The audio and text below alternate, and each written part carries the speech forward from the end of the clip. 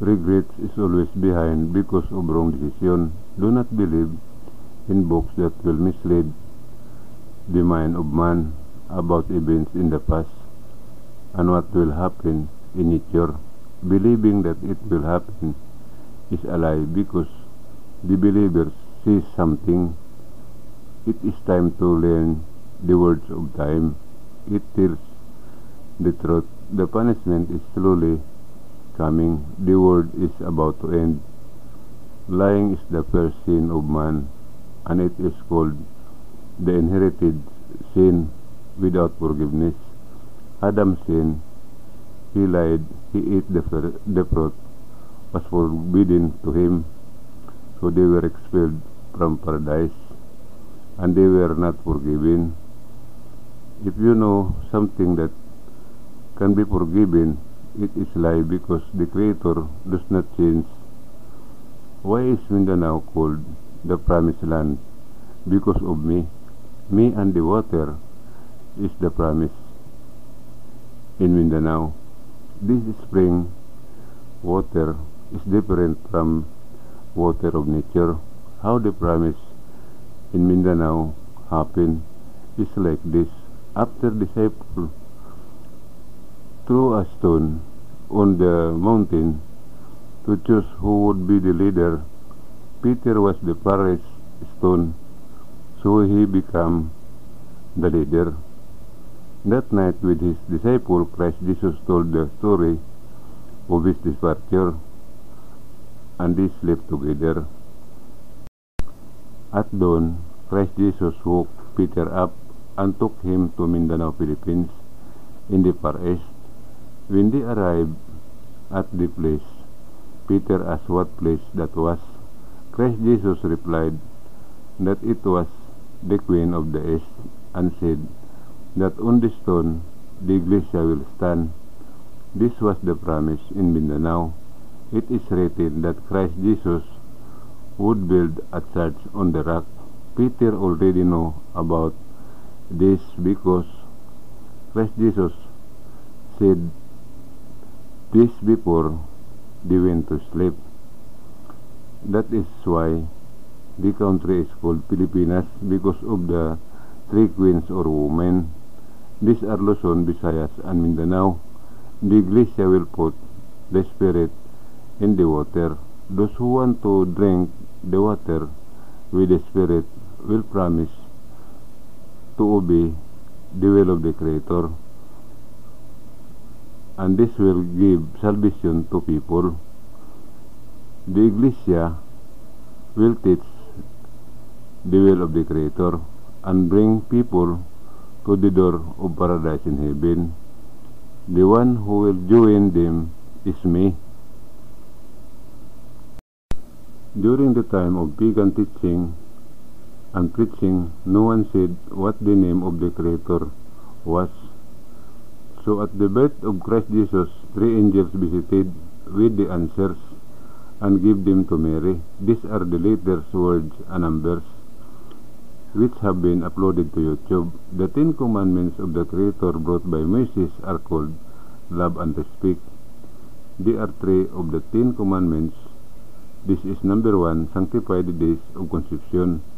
This is a challenge. Number 2, love and honor your father and mother. Number 3, love your neighbor as you love yourself. For everyone to understand love and respect, we need to come together. Love comes first. Number 1, days of conception. Do it honestly and correctly. Number 2, parents, get someone to help take care of your parents because you are busy with work or business. Number 3, neighbors, you will have a hard time explaining to your neighbors. Do a mission using social media, Facebook, Instagram, Twitter, etc.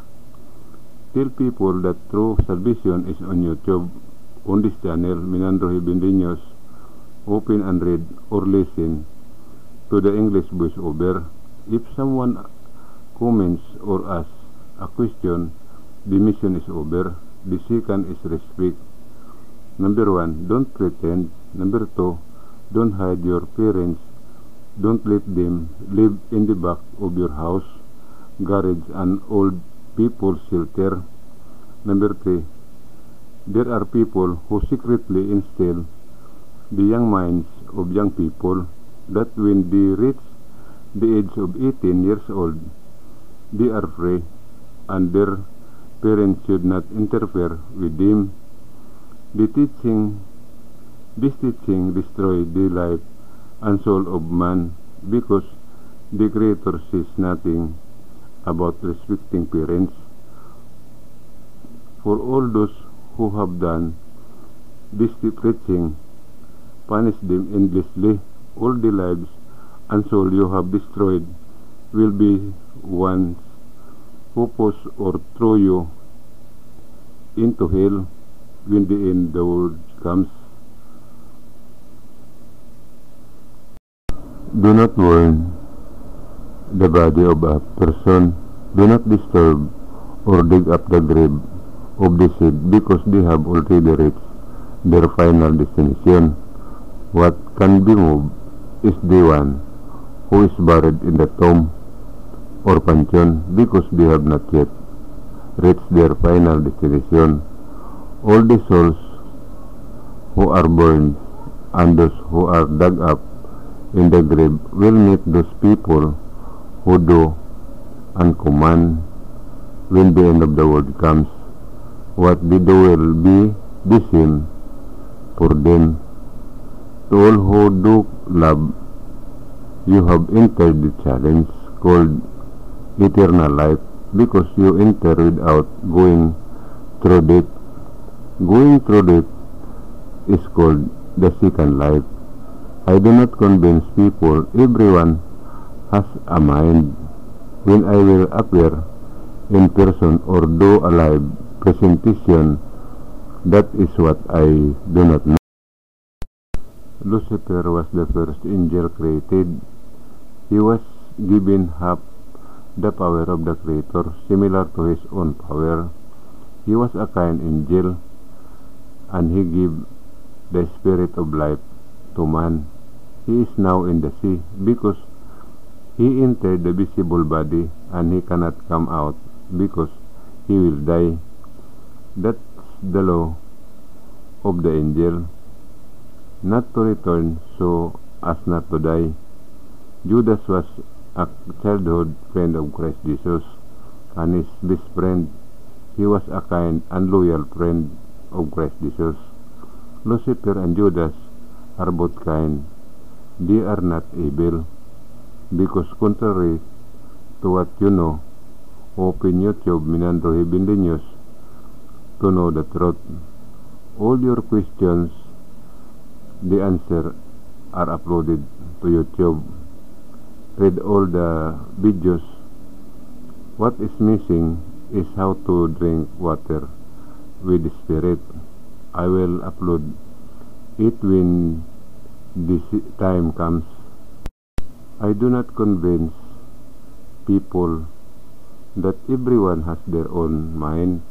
The Creator did not create evils, angels, and Christ Jesus did not make friends with evils.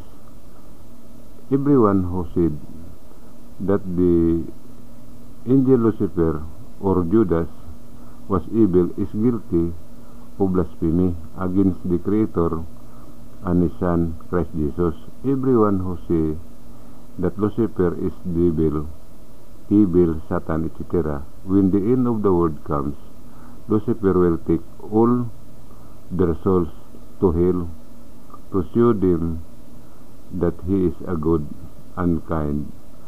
No soul will be saved from them because he has given half the power.